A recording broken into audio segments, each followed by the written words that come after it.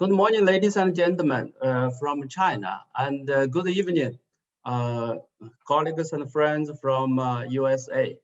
Especially highly appreciate to Professor Prasenjit Dewara, since it's a little bit late at your side.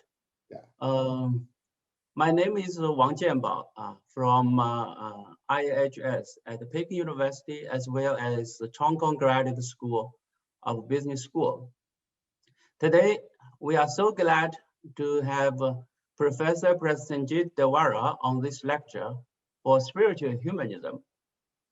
Spiritual humanism is initiated by Professor Tu Min based on the humanity, the core value of Confucianism for the contemporary transformation to respond to the current modernities and globalizations to seek the possible future of a human being from 4 dimensions: self, community, heaven, and earth.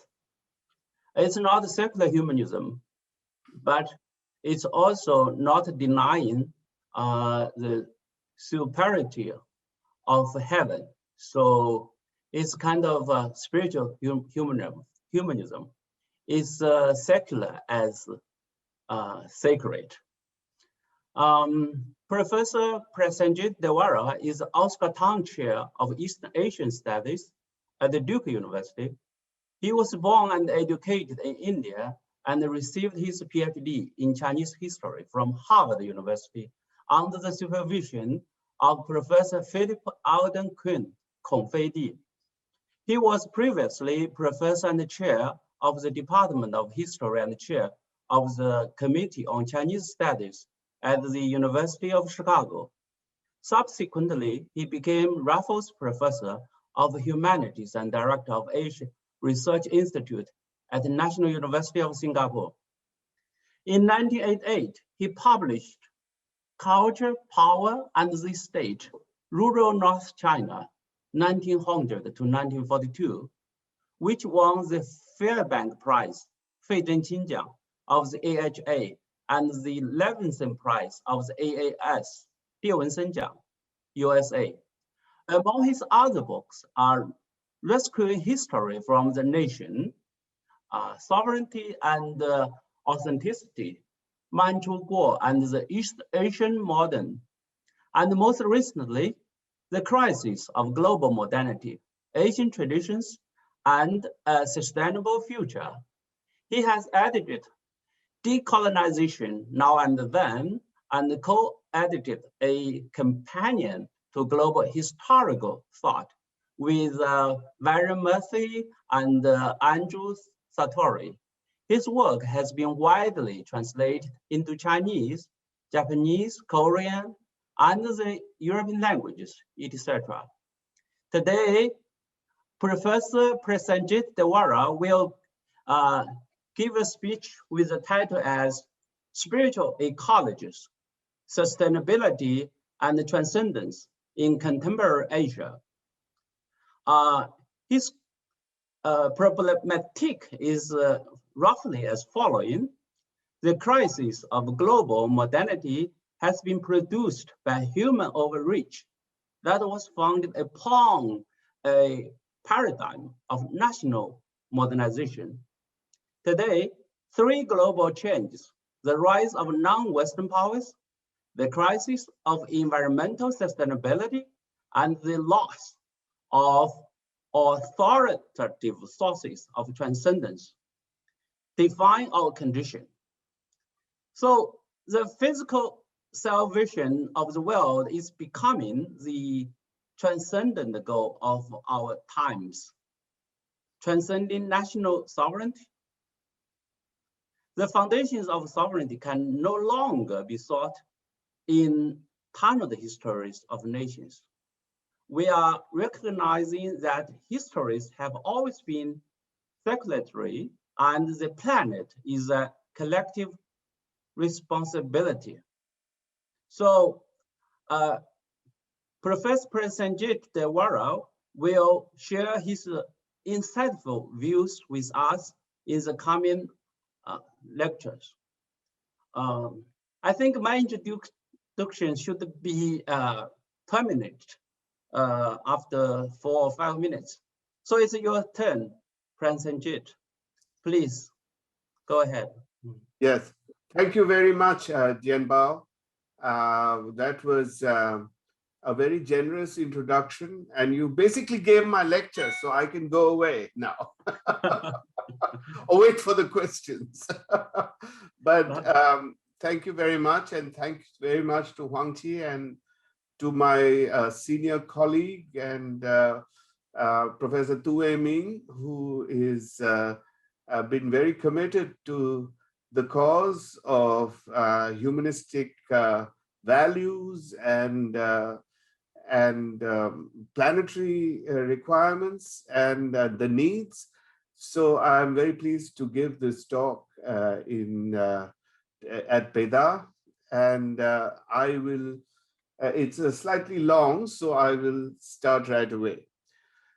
Okay, so as I said, as Jianbao has already told us, much of the world has sort of awoken. Of course, now it's been almost 15 years or so that we have awoken really seriously to the crisis of climate change, which has been, as I said, significantly generated by the overreach of the modern goal of generating wealth by conquering nature. So in some ways, it's fundamentally related to the idea of generated through the Enlightenment, that nature was there for us to conquer in order to develop human needs and to fulfill human needs. Right now, we have, of course, many policymakers who are looking to various ways to address this, including renewable energy, geoengineering, the whole planet, and maybe our outer sphere, outer space, and also market mechanisms that from economics to solve these problems. While I'm not unsympathetic to any of these efforts, but both geoengineering and market mechanisms do have many problems.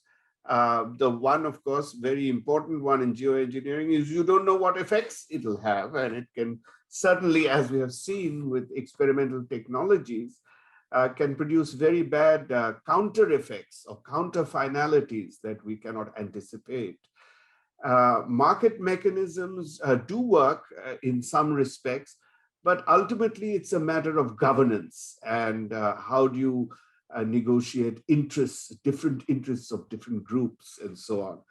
And how do you stop those who have power from developing this for their own needs. This is known in environmental studies as political ecology. So we have to really understand political ecology in order to see how these solutions can work out. Now, renewable energy is, of course, great. And I'm very thankful, particularly in China, for being the pioneer in many respects, especially in the developing world, but also more generally in the world, in developing renewable energy, though not all forms of renewable energy, of course, like dams and so on, are equally good. But But I would also say that even renewable energy can, while it can alleviate our current rate of accelerating climate change, and while it can reduce carbon emissions, it really cannot alleviate the accelerating climate change and rising ocean levels. And this is one thing I want to say, that my argument really is to go beyond the argument for making a case just for renewable energy to address the crisis that we face. But if you look at, for instance, ecological economists like Tim Jackson, who is an economist at Surrey University in the UK, He argues that as long as we remain on the treadmill of accelerating production, that is, even when we reduce our energy inputs and produce lower carbon emission per unit of production, we will simply increase the use of this energy input for higher production, for higher profits and exploitation, and increase our exploitation of other resources, other natural resources, whether they be manganese noodles, rare earth, or whatever. So in other words, he's making a simple economic argument that resource inputs decline relatively only to unit of the GDP, but not absolutely, okay? So we can come back to this if you have questions about it. So what he suggests, and what I also endorse, is that we need some kind of value change that can limit the mentality of increasing GDP growth and consumption. So we have to transfer our energies and our efforts and our resources to other goals than simply increasing economic production.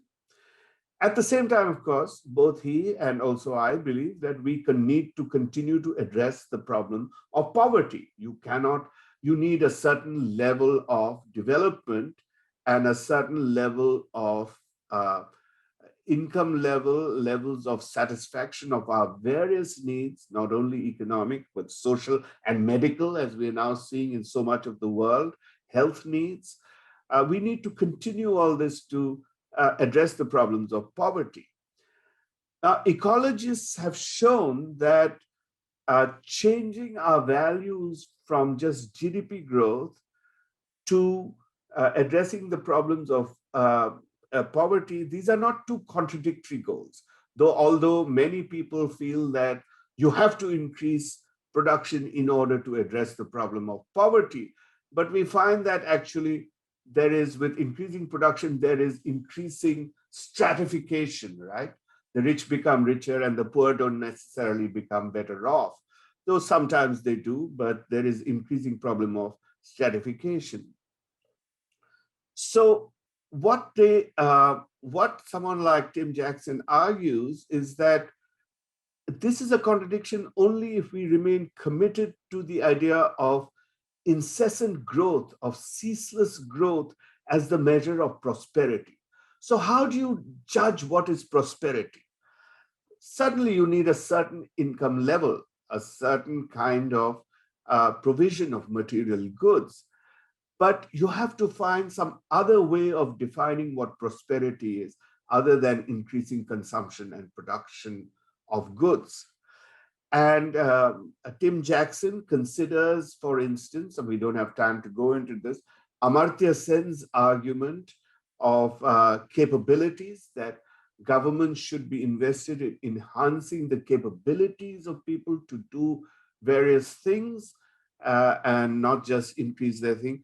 And to achieve a more fulfilling life is an important candidate.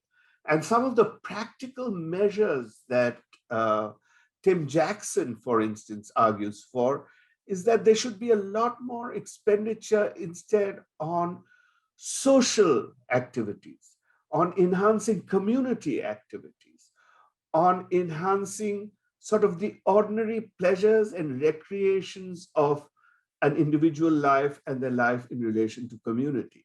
So a whole changed pattern of expenditure and encouragement and policy in society. So, but for this, we need a value change, right? We need to understand prosperity as not just economic wealth. We need to go beyond that understanding of prosperity. And so my work in this paper is designed to, on this lecture, is to probe this problem of value change. Okay, let's move on to the next slide. And I just want to give a very small example that this is not as romantic as many people have thought, though this is a very small example, but there are several countries in the world which are not affected seriously by competition and great power competition or all of these things, to have been able to achieve some of this. And I just give you the example of, we could of course talk about some Scandinavian countries, or we can talk about Bhutan, or we can talk about some other countries, but I want to give you the case of certain Latin American and Central American countries like Costa Rica and Ecuador. Now, they don't have much of a military budget. They don't have, but we see that the protected areas of the world is only 5%, that Costa Rica, for instance, has 5% of the world's biodiversity, and it has only 0.06% of the world's population. But 25% of the land of Costa Rica, that's 1/4, is protected land. That is, you cannot despoil it, you cannot ravage it, you cannot extract your natural resources from it. And 50% of the land is forest, in that this is an incredible carbon sink. It will take the carbon that is being generated from much of the world. But at the same time, you note that the people of Costa Rica are not rich. The per capita, they are a middle income country. The per capita GDP is less than $12,000 per year, right? But for 3 times, and probably now 4 or 5 times, it has been rated as the happiest and most sustainable country on earth, according to the Happy Planet Index. A recent Gallup poll, which is an American Gallup poll, found Central American nation to have the highest level of well-being in the world. So you see, it's not just a pipe dream. We have to, of course, address all the geopolitical and other kinds of issues, but it's possible, right? That's all I want to say. I know that this is a very tiny example, but it's still within the realm of possibility. So what is my argument? The argument is that we can see some glimmers of value change in what I see as the convergence of historical trends. 2 types of trends. One is of marginal local communities in the world, in Asia, in the developing world, in the developed world, who seek to conserve their livelihood resources, which is basically just natural resources. You know, unlike us living in the big cities, far away from nature, where we see nature basically through the supermarket or something, these people actually depend upon the nature around them.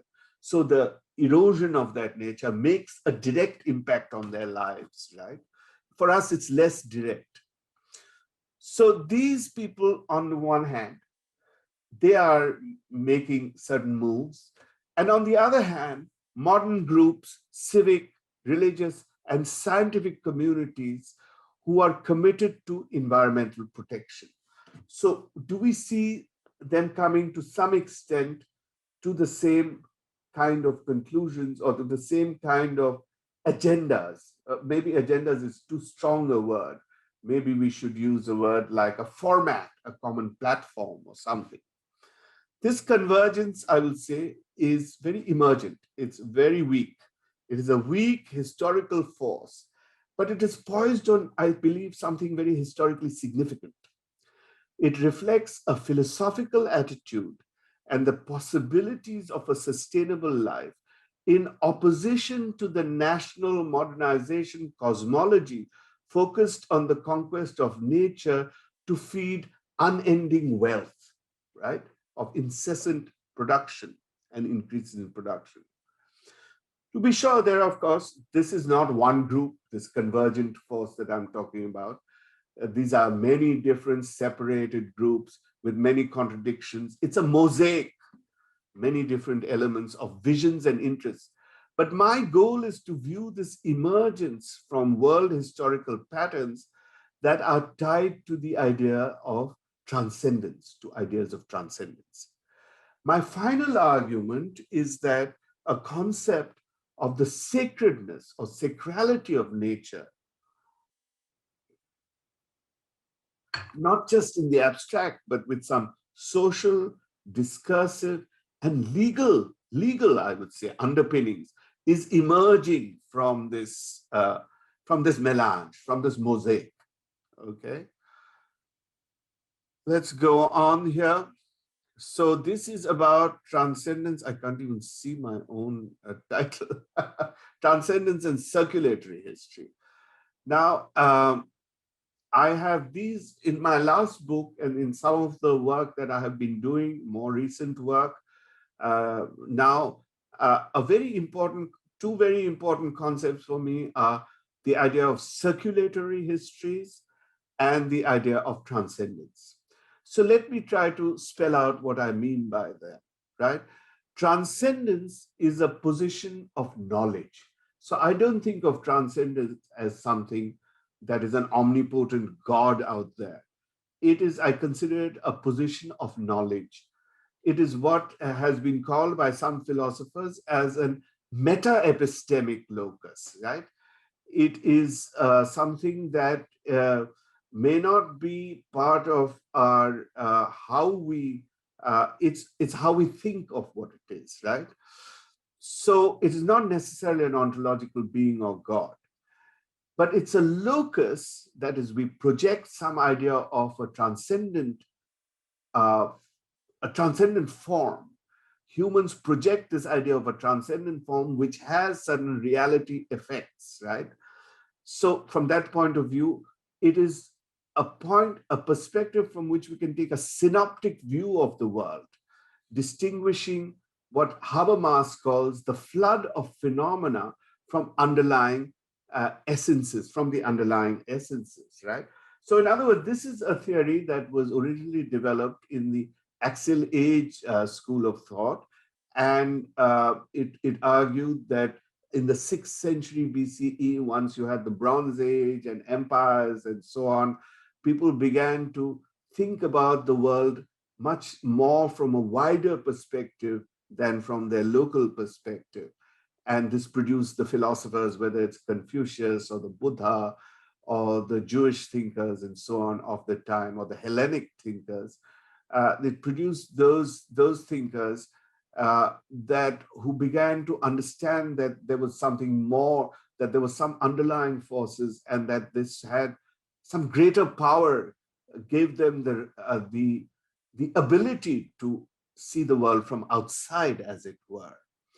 So it is capable of abstracting from the here and now, and it is the historical condition for universalism. In fact, someone like Habermas claims a lot for it. He says, you can, not only do you have analytical categories, you have the idea of science, you have the idea of health, you have the all kinds of abstract conceptions are possible once this transcendent locus is established.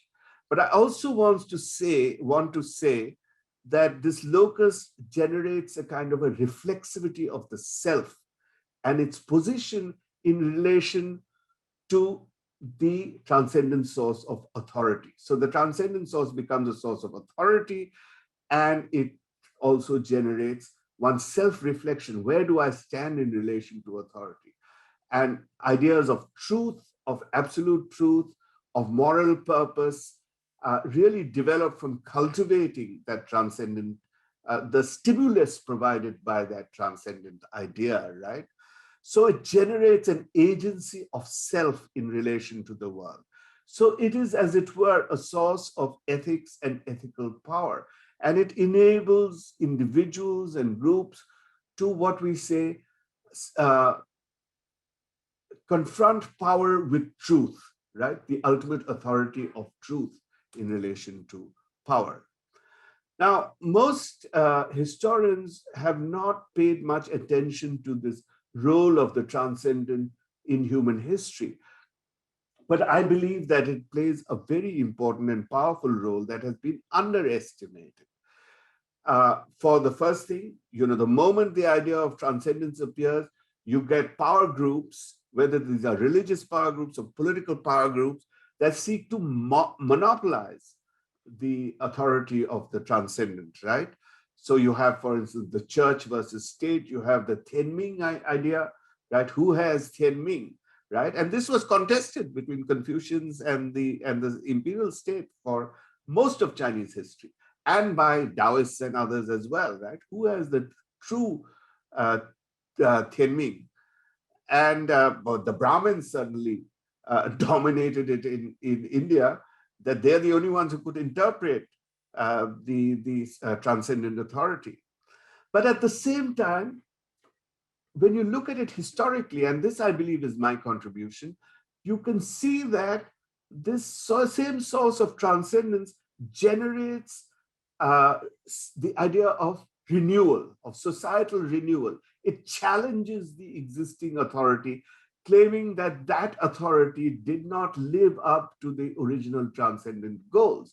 So you have messiahs, you have saints, you have sages, whether this is the prophets of the Jewish tradition, or you have the Buddhists who challenge the Brahminical order, or Jains, or Confucians, or Neo-Confucians, or Taoists, whether it's the yellow turban, the Huangqin, and you have Protestantism, and you have later in the 20th century people like Mahatma Gandhi or Martin Luther King and so on, who challenge the kind of authority that is claimed on the basis of this transcendent by a vision of the transcendent power in their own time. So it is not a one-time thing. It's not a 6th century, or not is it just a 2-time thing that the Protestant Revolution, created a new transcendence.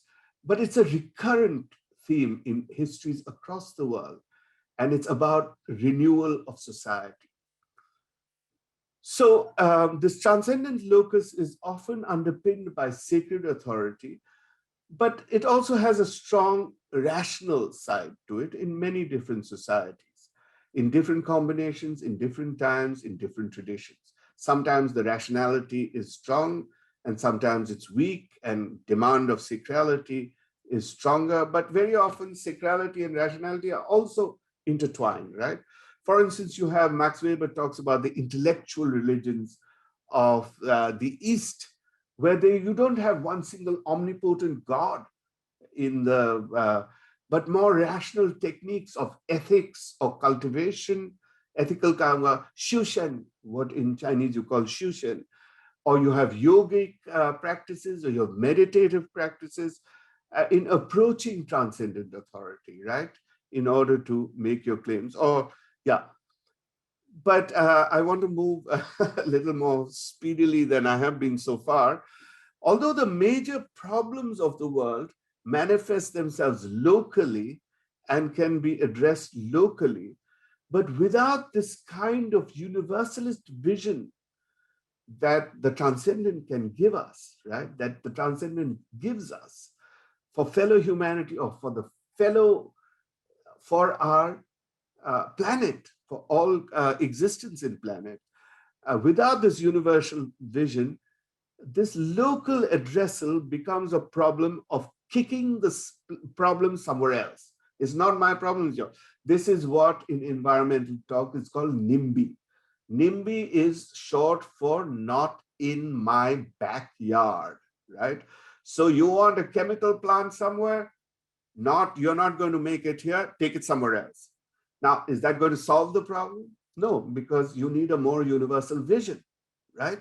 So I have argued in my book that Zhenbao mentioned for a kind of a dialogical transcendence, that there should be a dialogue between the local people with the authorities that are more in or with whatever the status of the transcendent authority is at this point. So there's a more dialogical kind of transcendence. Okay, move on.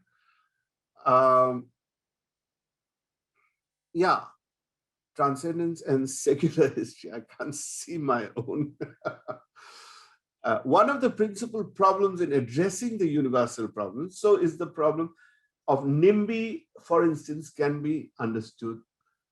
The largest extent of NIMBY is nationalism, right? Because it is my country which will grow, will develop. You can have problems elsewhere. And but the problem of national sovereignty prevents collaborative solving of common problems, right? Because problems are, as I said, not confined to a locality, not even confined to a nation. And one of the best examples we have is, of course, the Himalayan region and the 10 important rivers that emerge from the Tibetan plateau. I'll just take you to the next slide to show you this picture. So look at how many people, over 1 billion people, depend on these rivers that emerge from the Tibetan plateau. 2 in South Asia, and 1, 2, 3 in Southeast Asia, 2. So there are 5 major rivers here, but more than 1 billion people depend upon these rivers. And with glacial melting, with river diversions, with dam building by China and other powers and other states in the area, actually the sources of livelihoods of hundreds of millions of people and biotic species and so on are being affected by the building of these giant dams.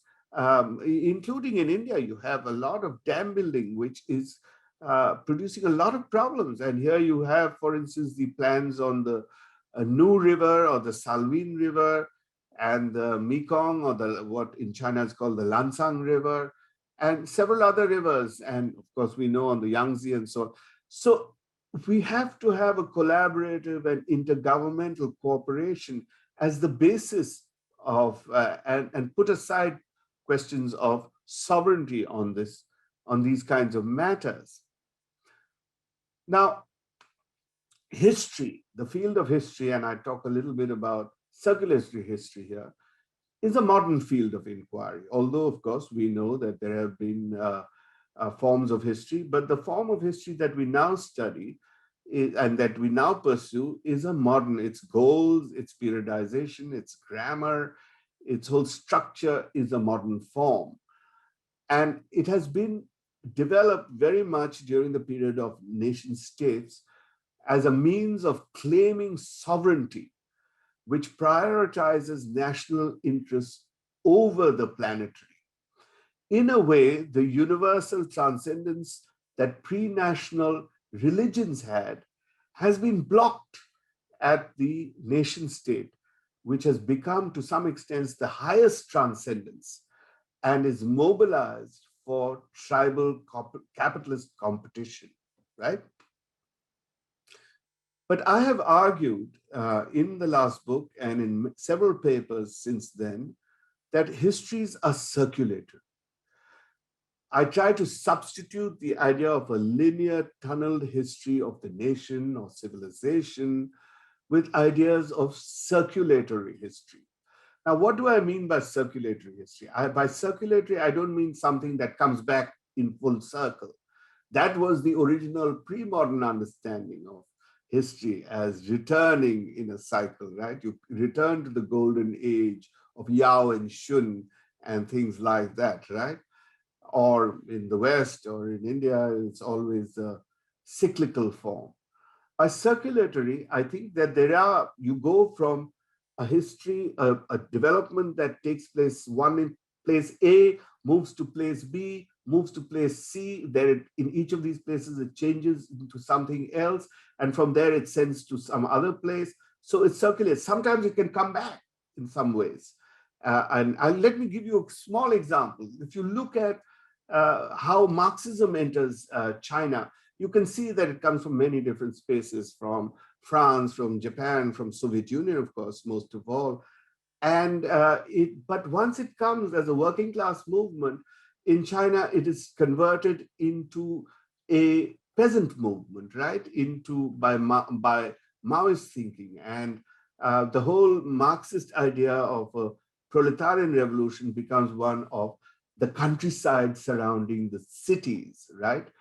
And from there, you go on and you see that it becomes a peasant revolution through most of the 60s and 70s and 80s.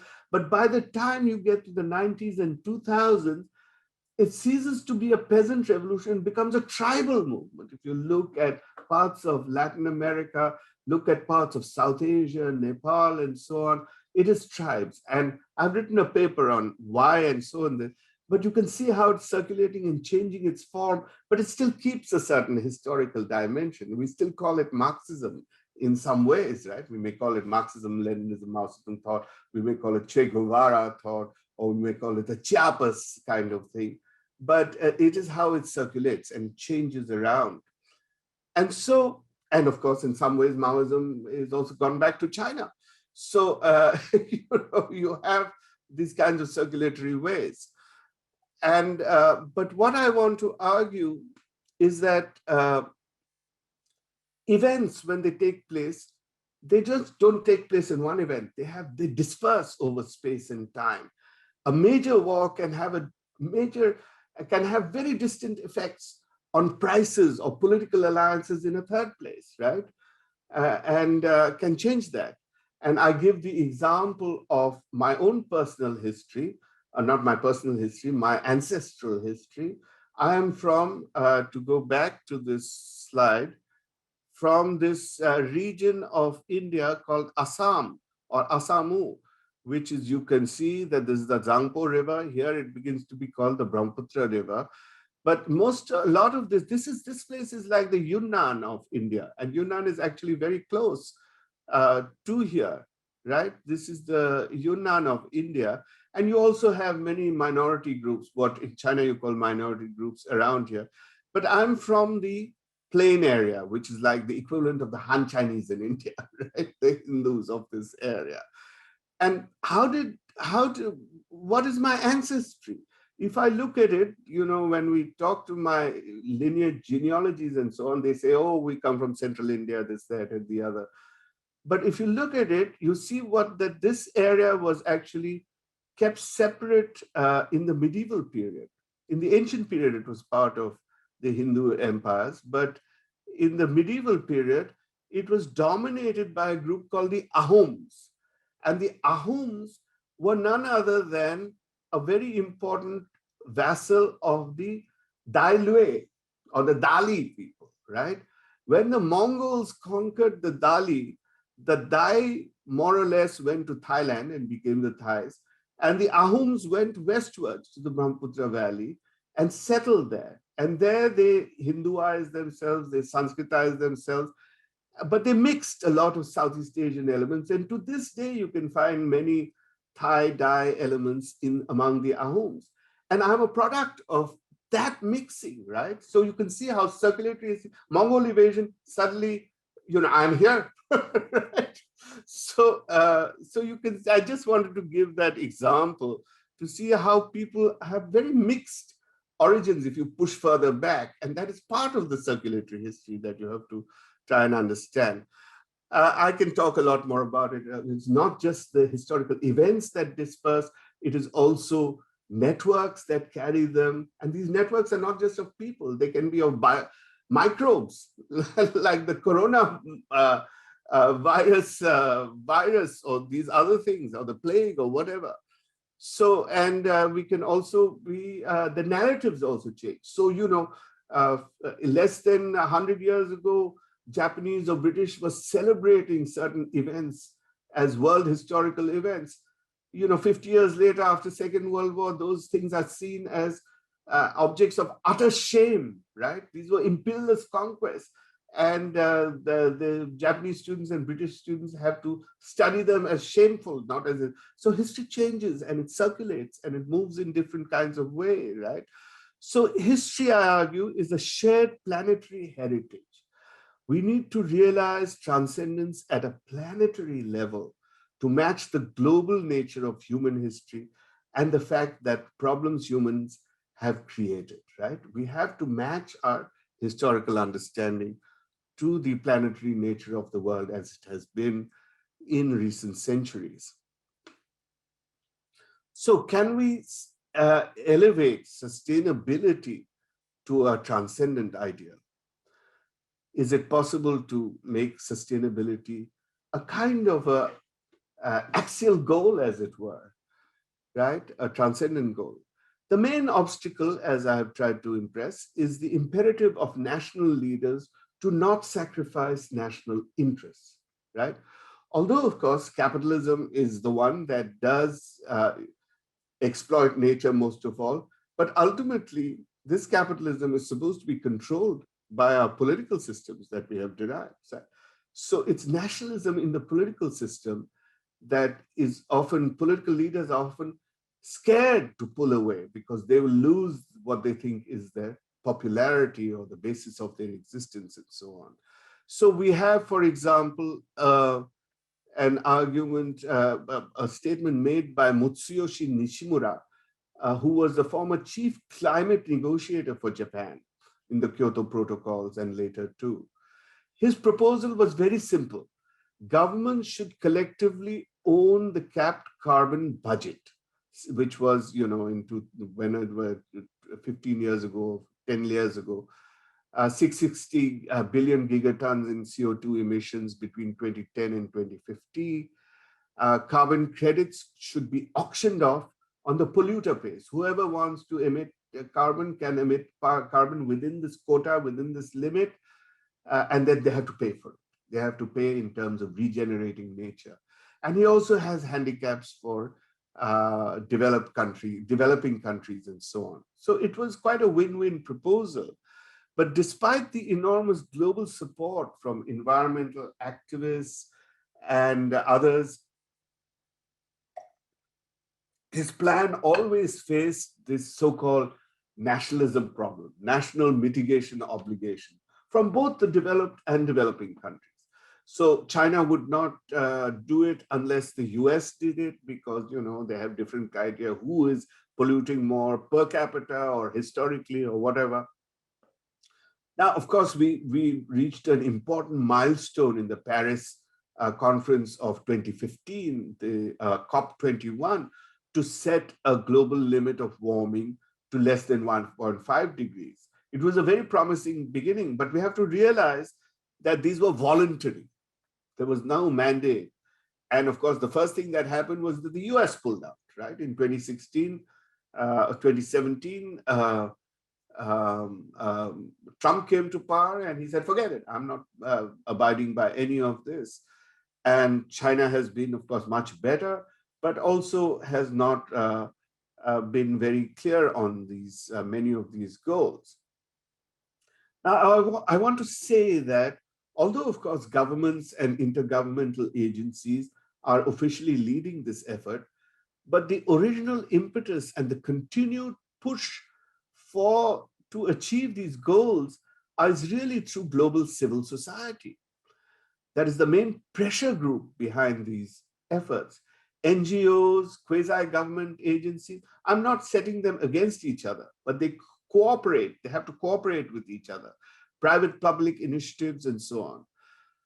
So, and among these is also the transformation of religious societies in Asia and the world, which embeds the dialogical but authoritative realm for self-formation and value renewal. I will discuss the tendency towards the converging goals of both religious and non-religious civil society, linked by what I call ecological spirituality.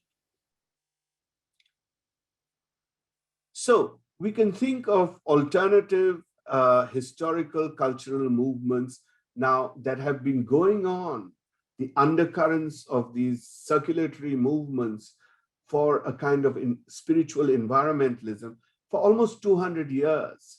I use a particular example of a kind of global circulation from 1830. There was a leader, there was a great Indian statesman by the name of Ram Mohan Roy. Roy was lived in the late 1700s and early 1800s. He died in 1831. He's often called the father of modern India. Now, Gandhi was the father of modern Indian nation, but he was a social reformer. He was a linguist. He was a translator. He knew about 6 languages of the time, and he was very dedicated to reforming Hinduism. And one of the things that he did was he joined with the Western Unitarian kind of movement, that there is one God, it's not all these different gods and so on. And so he went to England, to Bristol. Let me see, I thought I had a picture of him. There's a statue of him in Bristol, but I don't think I have it on this. Okay, he was,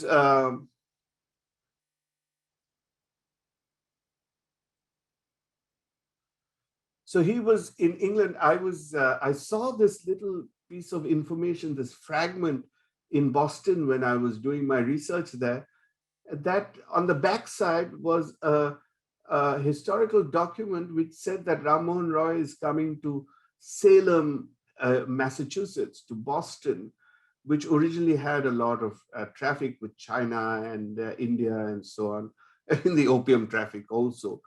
And they said Ram Mohan Roy is coming from England to Salem, and he's a great Unitarian and a theologist and so on. And we are circulating this lock of his hair in this locket. This is how, like Buddhists and so on, they would circulate these religions.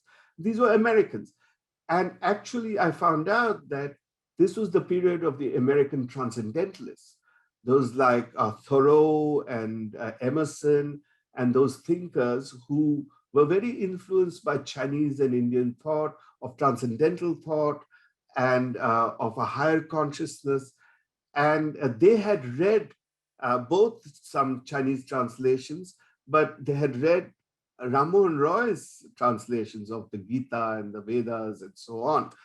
And so they were very keen on his arrival, but he died before he could go to America. He died in Bristol in England.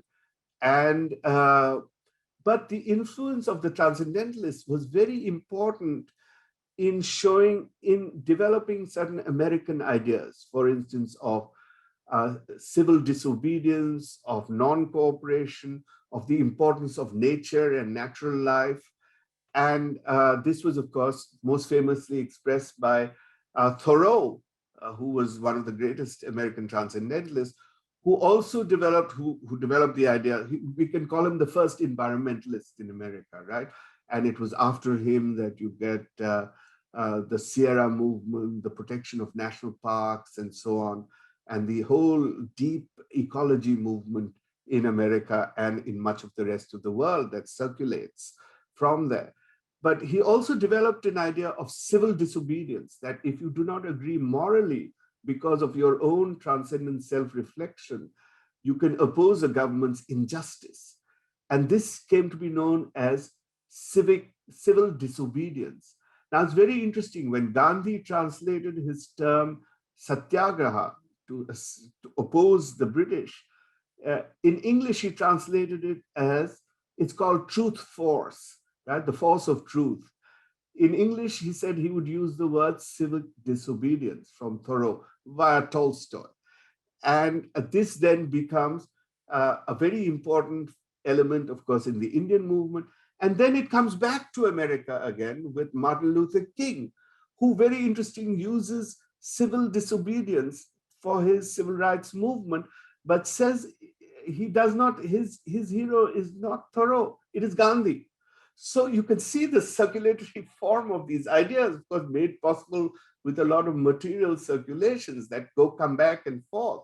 And later you get the environmental movement, which is also inspired by a lot of Asian and Taoist and Zen and Buddhist and Hindu environmental movements. So they have been circulating around the world as a sort of subcurrent, right? If you use an oceanic metaphor, there are kind of subcurrents that have come. But now maybe they have reached a point where they can assert themselves a little more. So you have other grassroots and community movements in Asia fostered around Buddhist forest monks, Gandhian ideas, Taoist temples, and so on, which are inspired by many of these circulatory ideas that have gone around, not just directly from their own tradition, but after having been modified in many different ways, they have often come back. So these links between these movements appear remote at first glance, but we can see that they're informed by these rivulets of information, values, and actions. They converge upon a non-dualistic philosophical attitude with consequences for lifestyle changes and ecological features. So they oppose these binary categories like God and world, or Tian and Ren. It's Tian Ren He Yi, right, kind of idea, the subject and object. They oppose subject and object, that objects are part of subjects and subjects are part of, which is very much a Taoist idea. To be sure, they're a weak force, but they're also very resilient because they form a kind of politics that can network across global space, especially in the new media, to achieve their goals. The environmental movement is providing opportunities to many religious groups to find a new world salvationist role, right? So many of these world religions are now discovering that their role is really to save the world and not just an individual for salvation. That is the real true role of religious ideas. And we can see this also, I don't have time to go into detail, in Pope Francis, who's one of the most progressive popes and world leaders, I think, in his encyclical of 2015 on care for our common home.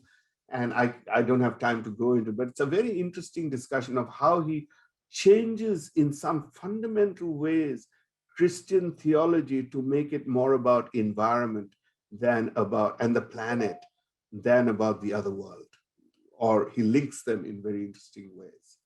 So instead of talking about how nature is something for humans to steward, which the other popes had been talking about, he invokes Mother Earth and integral ecology. So these are all contemporary ideas that he's evoking in order to connect humans to the environment, right? And you have also in many different parts of the world, in India, you have Gandhian movements and so on. Whether they're successful, they're making an effort, right? And you have many Hindu groups who have refashioned themselves as environmental movement. One of the most successful religious groups, which sort of develop a kind of spiritual ecology, are the Taiwanese Buddhist movements, the new Buddhist environmental movements, where Huanbao has become one of the most important planks of all of these, whether it's Siji or Fagu or Foguang or whatever the other religious groups are.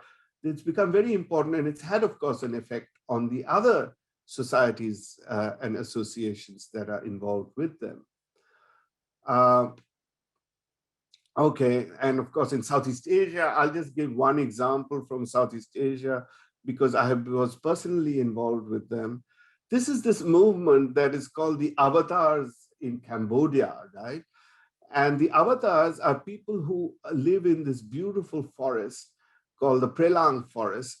They are sort of semi-indigenous people, but they're forest people. They depend very much, they're the marginal people who depend very much of their livelihoods on the forest and on the rivers and waters.